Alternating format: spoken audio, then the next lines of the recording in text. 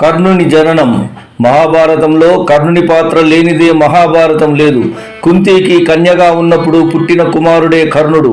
దుర్వాస మహామునికి చేసిన సేవలకు సంతోషించి అతడు ఒక మంత్రమును ఉపదేశిస్తాడు.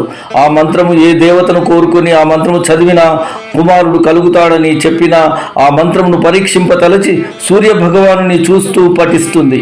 అప్పుడు సూర్యుడు సహజ కుండలాలతో కలిగిన కుమారుడిని ప్రసాదిస్తాడు. అప్పుడు కుంతీదేవి భయపడి ఆ కుమారుడిని ఒక పెట్టెలో పెట్టి నదిలో విడుస్తుంది. ఆ పెట్టె ఒక రథము నడిపే సూతునికి దొరుకుతుంది. ఆ దంపతులు కుమారుడిని పెద్ద చేసి కర్ణుడు అని నామకరణం చేస్తారు.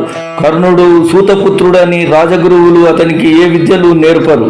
కానీ పరశురామునికి అబద్ధము చెప్పి బ్రహ్మాస్త్రము ఇతర అస్త్రశస్త్రములు నేర్చుకొని ఆరితేరుతాడు.